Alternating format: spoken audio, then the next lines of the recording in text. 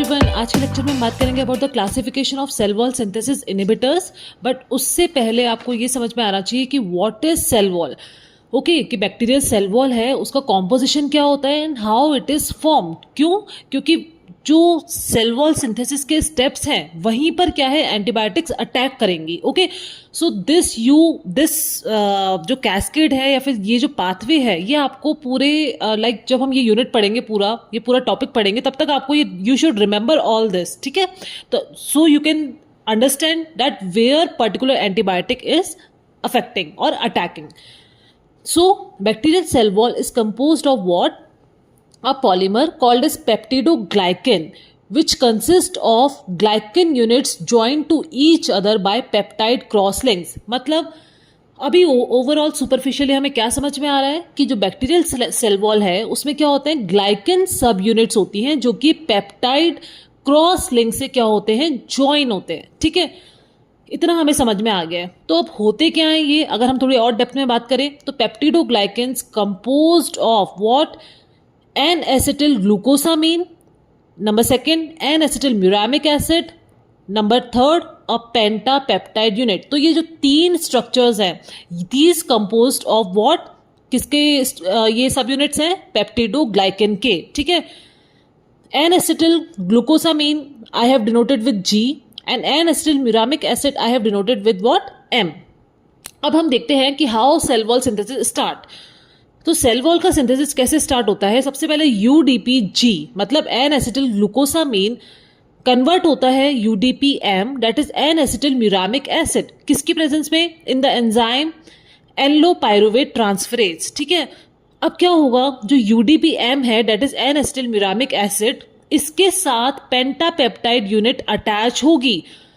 किस एंजाइम के प्रेजेंस में, एलेनिन रेसमेस एंड एलेनिन लाइगेस. ठीक है, अब UDP-M पे क्या होगा, पेंटापेप्टाइड यूनिट अटैच हो जाएगी. ठीक है, now what will happen, this ये स्ट्रक्चर पूरा क्या बन गया, UDP-M एंड प्लस पेंटापेप्टाइड यूनिट. ठीक है, now UDP will get remove from this structure. तो क्या बचेगा हमारे पास, M पेंटापेप्टाइड मतलब एन एसिटिल म्यूरामिक एसिड और पेंटापेप्टाइड. इससे हमें क्या समझ में आया, यहाँ पे हमने तीन स्ट्रक्चर पढ़े थे, तो यहाँ पे हमें क्या समझ में आ रहा है कि एन एसिटिल म्यूरामिक एसिड जो है उसके साथ कौन सी यूनिट अटैच होती है, पेंटापेप्टाइड यूनिट. ठीक है, it is not attach with glucosamine, it is attach only with muramic acid. ठीक है, तो अब हमारे पास स्ट्रक्चर आ गया एन एसिटिल म्यूरामिक एसिड और पेंटापेप्टाइड. अब क्या होगा, UDP-G in the presence of what, PEP transferase enzyme.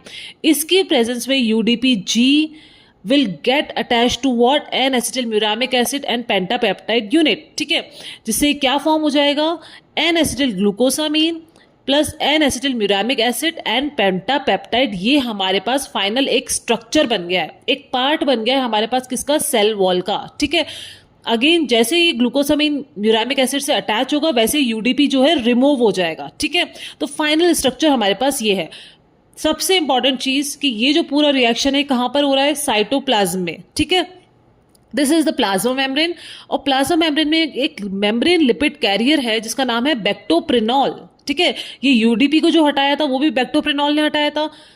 अब ये जो पर्टिकुलर स्ट्रक्चर है इसको प्लाज्मा मेम्ब्रेन के अक्रॉस कौन ट्रांसफर करेगा, बेक्टोप्रिनॉल. ठीक है, अब ये जो पूरा स्ट्रक्चर है ये बेक्टोप्रिनॉल की हेल्प से प्लाज्मा मेम्ब्रेन को क्रॉस करके प्लाज्मा मेम्ब्रेन के बाहर की साइड आ जाएगा. ठीक है, तो अब ये जो स्ट्रक्चर है इसका क्या होगा, चेन इलोंगेशन होगा, मतलब सिमिलर जैसे बार बार आते जाएगा बाहर. ठीक है, तो जब ये these sub unit when it will cross the plasma membrane, ठीक है, तो क्या होगा, चेन इलोंगेशन प्रोसेस स्टार्ट हो जाएगा. किस एंजाइम के प्रेजेंस में, ट्रांसग्लाइकोलेज के प्रेजेंस में. ठीक है, तो this is chain elongation process. अब क्या होगा, चेन इलोंगेशन प्रोसेस के बाद अब जो ये स्ट्रक्चर बन रहा है, ठीक है, किसका पार्ट है ये, सेल वॉल का. तो अब इस स्ट्रक्चर को स्ट्रेंथ देने के लिए there will be cross linking of this chain process. ठीक है, ये जो चेन फॉर्म हुई है इस चेन को अगर मैं क्रॉस लिंक कर दूं तो एक पूरा एक क्रॉस लिंकिंग स्ट्रक्चर फॉर्म हो जाएगा. ये किसके प्रेजेंस में होगा, in the presence of enzyme ट्रांसपेप्टाइडेज. ठीक है, तो ये फाइनल हमारे पास क्रॉस लिंकिंग स्ट्रक्चर जो हम बोलते हैं composed of a polymer. Polymer means this cross linking structure called peptidoglycan. So this is peptidoglycan that consists of glycan units joined to each other by peptide cross-link.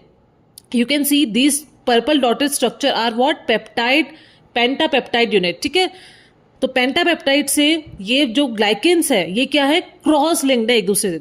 ये this structure provide integrity to what? Cell wall. Structural integrity cell wall को कौन provide करता है? This cross link. ये समझना बहुत जरूरी है. I hope this overall process is clear to you. Okay, so अब ये क्यों इंपॉर्टेंट है?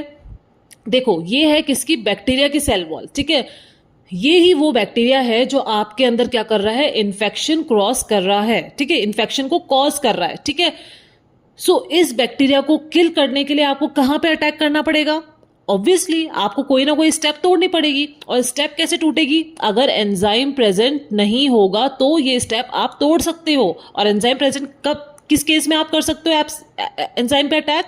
जब आप कोई ऐसी एंटीबायोटिक एडमिनिस्टर कर रहे हो जो इन पर्टिकुलर एंजाइम्स में अटैक कर रही है. जैसे फॉर एग्जांपल, हम आगे पढ़ेंगे, but for example I am giving you ट्रांसपेप्टाइडेज पे जो एंटीबायोटिक एक्ट करती है वो होती है बीटा लैक्टेम्स. ठीक है, ट्रांसग्लाइकोलेज, इस पे अगर कोई एंटीबायोटिक एक्ट कर रही है वो है वेनकोमाइसिन. सो इस तरह से एंटीबायोटिक काम करती है. तो अगर एंटीबायोटिक यहां पर अटैक करेगी तो इलोंगेशन ऑफ चेन प्रोसेस नहीं हो पाएगा.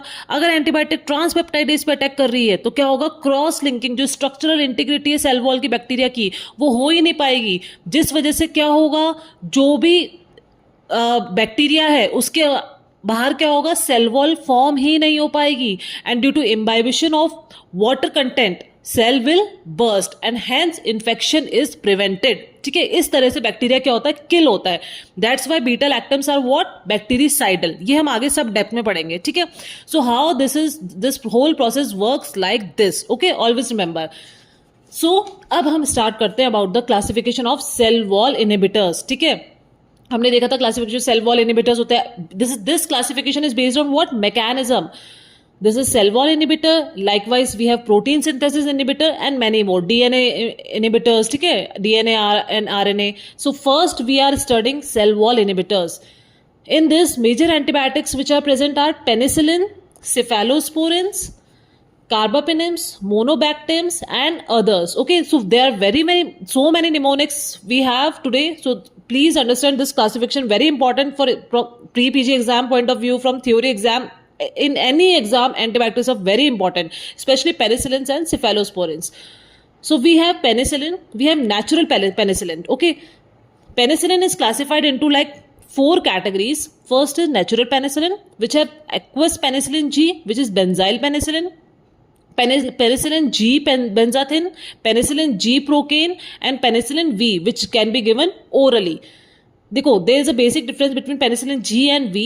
तो वी को आप क्या कर सकते हैं? ओरली एडमिनिस्टर कर सकते हैं. Okay, now we have beta lactamase resistant penicillins which are also called as what? Anti staphylococcal penicillin or you can say narrow spectrum penicillin. क्यों बीटा लैक्टेमेज रेजिस्टेंट क्यों है?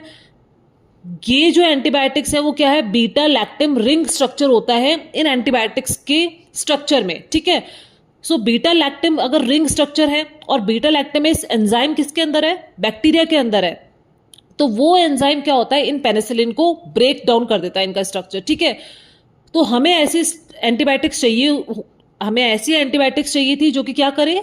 जो बैक्टीरिया में बीटा लैक्टेमेज एंजाइम है उससे resistant हो सके या फिर उसको क्या कर सके? इनहिबिट कर सके. ठीक है, so we have beta lactamase resistant penicillins जिसको हम बोलते हैं एंटी स्टेफाइलोकोकल पेनिसिलिन्स और नैरो स्पेक्ट्रम. इसका एक निमोनिक है जैसे मैकडोनल्ड्स, एज यू नो, तो उसका हम you can remember it as macdon. Okay, M for methicillin, C for cloxacillin, D for dicloxacillin, O for oxacillin and N for nafcillin. ठीक है, third we have extended spectrum penicillin. This was narrow spectrum. तो अब हमारे पास ये जरूरत पड़ी कि हम इस पेनिसिलिन्स का जो स्पेक्ट्रम है उसको एक्सटेंड कर सके. ठीक है, तो extended spectrum is divided on the basis of their structure as amino penicillin, carboxy penicillin and ureido penicillins. Amino penicillin include ampicillin, amoxicillin, beccampicillin and hetacillin. It can be given orally. Then we have carboxypenicillin which has carbenicillin and ticarcillin. Then uridopenicillin as meslocillin, azlocillin and piperacillin. Okay, these are anti-pseudomonal penicillin. ठीक है, जैसे ये anti staphylococcal penicillin है, methicillin, cloxacillin, वैसे only carboxy penicillin and ureidopenicillin are what, anti pseudomonal penicillin. Okay, अब देखो इनका mnemonic कैसे याद कर सकते हैं आप, एक्सटेंडेड स्पेक्ट्रम है, ठीक है, मतलब आप स्पेक्ट्रम को एक एरिया की तरह कंसिडर कर सकते हैं, ठीक है, तो you can remember it as mnemonic ABH-CT map, अब सिटी मैप, ठीक है, सिटी मैप या फिर कोई सिटी का मैप है, तो इस तरह से आप इसको याद कर सकते हैं, ठीक है। Then we have beta lactamase inhibitor, here we were having beta lactamase resistant, now here we have what, beta lactamase inhibitors। जैसे GST होता है वैसे आप इसको CST की तरह याद कर सकते हैं, क्लेवुलिनिक एसिड, सुलबैक्टम एंड टेजोबैक्टम, ठीक है। इन पेनिसिलिन्स को जो बीटा लैक्टेमेस इनहिबिटर्स है, इनको हम you can combine it with extended spectrum, okay, to get more efficient killing of the bacteria. Now second we have what, cephalosporins, okay, these are first generation, second generation, third generation, fourth generation and fifth generation। अब इनको याद करना थोड़ा typical है, but how can you remember, it is very very easy, there is a mnemonic। so let's start with the first generation। first generation सबसे पहली बात क्या होती है, ब्रॉड स्पेक्ट्रम है और लो टॉक्सिसिटी है, ठीक है। इसमें पेनिसिलिन में जो आती है वो है सिफेड्रॉक्सिल, सिफेजोलिन, सिफेलेक्सिन एंड सिफेरेडिन, CEPHARADINE, ठीक है।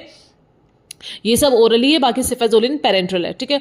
देखो जिस भी एंटीबायोटिक में जो भी सिफेलोस्पोरिन है उसमें सेफ के बाद ए आ रहा है, जैसे सेफ ए, ठीक है, those penicillins are first generation cephalosporins, okay, except cefaclor जो कि सेकेंड जनरेशन है, ठीक है। एक्सेप्शन में याद करना बताऊंगी अभी कैसे याद करते हैं। अब हम चलते हैं थर्ड जनरेशन पे, सेकेंड जनरेशन हम बाद में देखेंगे, ठीक है।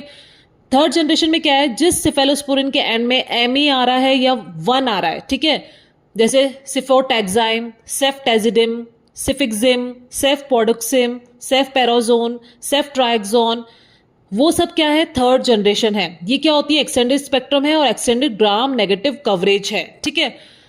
इसमें एक और आती है सेफडिनिड और सेफब्यूटेन, वो आपको याद करना पड़ेगा। बाकी मी और 1 आ रहा है जिसके लास्ट में, वो थर्ड जनरेशन है, ठीक है। फोर्थ जनरेशन क्या है, again extended gram negative coverage है, ठीक है।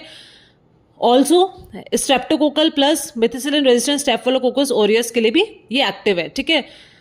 फोर्थ जनरेशन में क्या आता है, PI अगर आ रहा है सिफेलोस्पोरिन के नाम में तो वो क्या है, फोर्थ जनरेशन, जैसे सिफिम, सिफिपिम एंड सेफिपिरोम, ठीक है।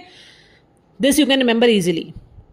Then we have fifth generation जिसमें क्या होता है, ROL आ रहा है, ठीक है। ये क्या है, एक्सटेंडेड स्पेक्ट्रम MRSA है, ठीक है। जिस भी एंटीबायोटिक के सेफेलोस्पोरिन के नेम में बीच में ROL आ रहा है वो क्या है, फिफ्थ जनरेशन, सेफ्टारोलिन, सेफ्टाबिप्रॉल, ठीक है। अब इनके अलावा जो भी बची हुई है वो क्या है, सेकेंड जनरेशन है। हाउ, अगर आपको फिर भी याद नहीं हो रहा है सेकेंड जनरेशन, तो I have a mnemonic, you can remember it as Oppo 2, जैसे ओप्पो मोबाइल फोन होता है, ठीक है, तो you can remember it as what, Oppo 2। At least you can remember 3 antibiotics, okay, कैसे, सेफोटेटिन, सेफोक्सिटिन एंड सेफप्रोजिल, ठीक है, OPO, ठीक है। अब बची क्या है इसमें, सिफेक्लोर और सेफिरोक्सैम, जो कि किसका एक्सेप्शन है, मैंने क्या बोला था, अगर A आ रहा है तो वो फर्स्ट जनरेशन है, एक्सेप्ट सिफेक्लोर, तो वो सिफेक्लोर किसमें है, सेकेंड जनरेशन में। मैंने बोला था कि अगर किसी एंटीबायोटिक के एंड में ME आ रहा है, ठीक है, तो वो क्या है, थर्ड जनरेशन है, बट एक्सेप्ट व्हाट, सेफ्यूरोक्साइम, जो कि क्या है, सेकेंड जनरेशन। तो ये दो क्या है, एक्सेप्शंस है of the mnemonic first and third, बाकी 3 आप at least you can remember Oppo 2, ठीक है, इस तरह से आप याद कर सकते हैं। सेकेंड जनरेशन क्या है, इंटरमीडिएट स्पेक्ट्रम है और एक्सटेंडेड ग्राम नेगेटिव कवरेज है। So this is how you can remember the mnemonic, first, second, third, fourth, fifth. First is A, second is OPO 2, third is Me1, fourth is PI and fifth is ROL, ठीक है। This is the very easy mnemonic for cephalosporins and mind my words, cephalosporin is ultimately important or very very important to remember, okay। Now we have third category, carbapenems. This you can remember it as DEIMF, मतलब doctor examine infections more frequently. D for डोरेपेनेम, E for अर्टापेनेम, I for इमेपेनेम, M for meropenem and F for फेरोपेनेम, ठीक है। Then we have मोनोबैक्टेम्स, उसमें एक ही है, aztreonam. Then we have other antibiotic or other you can say cell wall inhibitors, वो कौन से हैं, वेनकोमाइसिन, टेलावेनेम, ओरिटावेसिन, एंड डेल्बावेंसिन। ठीक है, इसको आप कैसे याद कर सकते हैं? ये क्या है? ग्लाइकोपेप्टाइड्स हैं। ठीक है, जो अदर्स में फर्स्ट कैटेगरी ग्लाइकोपेप्टाइड्स हैं, वेनकोमाइसिन, टेलावेंसिन, ओरिटावेंसिन एंड डेल्बावेंसिन। इसको आप कैसे याद कर सकते हैं? VOTDAL, वोट डाल। ठीक है, इस तरह से आप याद कर सकते हैं। Then we have second fosfomycin, third bacitracin and fourth cycloserine. This is the second line anti tubercular drug. ठीक है, सब कुछ हम डिटेल में आगे पढ़ेंगे। So this is how you can remember all these drugs. Remember penicillin, cephalosporins and carbapenems and monobactam. These are beta-lactam antibiotics. Now in my next video, we will see one by one all these antibiotics in detail with various mnemonics. Till then, I hope you understand this function of antibiotics and the classification with mnemonic. Thank you for watching. Like, share and subscribe.